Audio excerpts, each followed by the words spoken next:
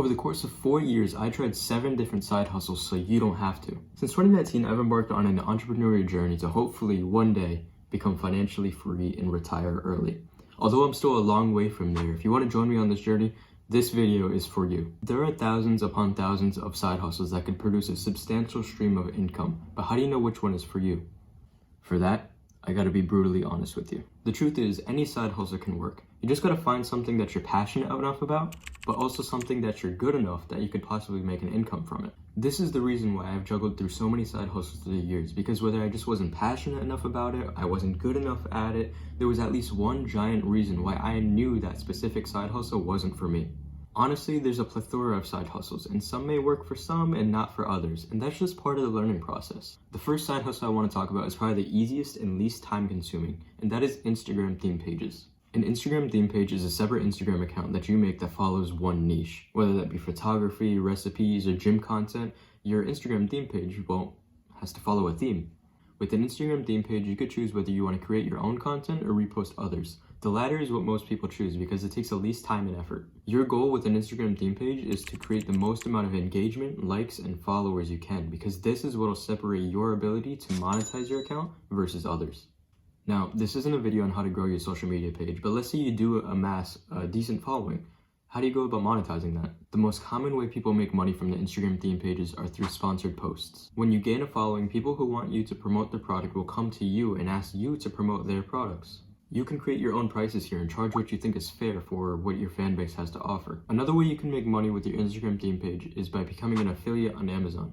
You can also create your own ebooks and your own website to bring traffic to. With this, you don't actually need a big stream of advertisers coming to you because you can create your own products and advertise them whenever you want. Now, my experience with this business model is, it took almost no time and effort to actually do.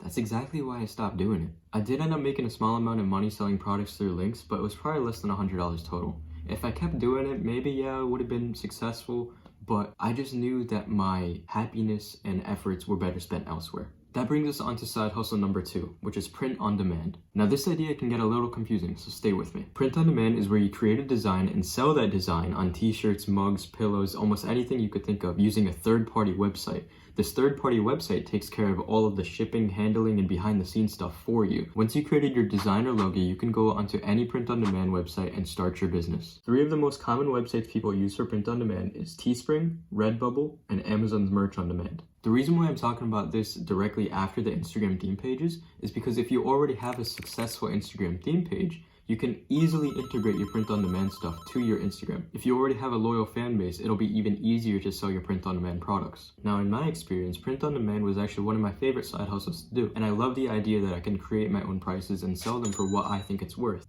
But why did I stop? Remember in the beginning of the video when I said that you need to find something that you're passionate about? I wasn't really passionate about design making, and that's the reason why I dwindled off.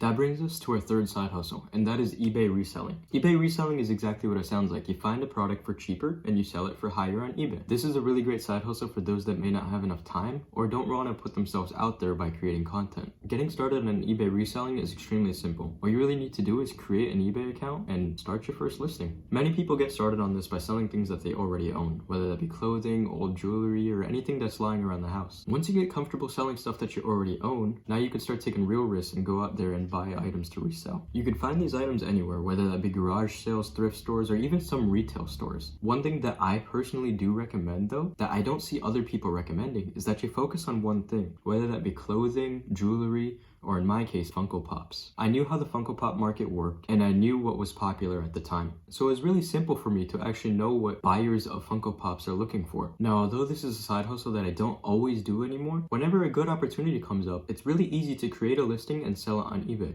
The hardest part is really just packaging it and driving to the post office to drop it off. That brings us to our fourth business model, and that is blogging. Now, I used to run a blog myself called thefinancetheory.com, and the reason I recommend it to you guys is because it is a completely stress-free business model. Think about it. You could do it from anywhere, anytime, and you can make your posts as long or as short as you need to. Creating a website to make your blog on is extremely easy. You can use websites like Bluehost and WordPress combined to make the process almost seamless. The monetization opportunities in this are also almost almost endless. You can have ads on your website through Google AdSense. You can sell products through affiliate links. You can sell your own ebooks. You could sell your own products. You can even integrate print on demand into your blog. So that's 3 business models that we have so far that you can all integrate with each other. That being Instagram theme pages, print on demand, and now we have blogging. So we can really see how once you have one stream of income, it's extremely easy to branch that off into other spaces. There is a little bit of a startup cost to this though, so do be prepared. This brings us to our 5th side hustle, and that is dropshipping. Now, dropshipping is probably one of the harder and more luck-based business models. Dropshipping is when you choose a winning product, usually from AliExpress or a cheaper website like Walmart, to sell on your own website. Once a customer comes to your website and buys AliExpress's product, all you have to do is go to AliExpress and order it through their website to the customer's house. So it's similar in print on demand, where you're completely hands-off on all the shipping and handling and packaging. Now, some customers may get angry with shipping times through AliExpress because they are Chinese-based. That's why some drop shippers choose to filter by US fulfillers or go to US-based companies like Walmart. Unfortunately, if you don't already have a following on social media, there is going to be some startup cost to this. You're going to need to make a website, you're going to need to advertise your product, and you're going to need to accept any transaction fees or just take the hit if the customer no longer wants the product because the shipping may take too long. For these reasons, I chose not to continue my drop shipping. First of all, I picked a really bad product, which was just generic jewelry that looked expensive and I sold for expensive prices. I only ever made one sale, and my total net profit was negative $114. This is because of all the website fees and advertisements that I purchased that just didn't work out too well. This is a business model that'll work for some, but not for others. Like I said, it's a little bit luck-based, despite what some people say. This brings me on to the 6th side hustle, which won't really work if you're not in high school, but it's selling candy. During my freshman year of high school, I have made the most money that I have through any other side hustle. I would come to school with a completely empty wallet and come home without it closing. Now, since that time, inflation has made it a little bit harder to get better markups on your prices, but it can still very easily work. You want to get your candy in bulk preferably, or if you can't get it in bulk, get it for cheap. You can go to places like Costco and BJ's to get an entire box full of candy for right around $20 to $30. In this box, you could sell each piece of candy for $2 to $3, and depending on where you are, people will buy it. Now, personally, in my location, my best sellers were Takis. I would buy an entire big box of Takis in bulk, where my average price per bag was 23 cents, and I'd sell these bags for $1 each. Occasionally, when I just want to get rid of my inventory, I would sell them for 50 cents each.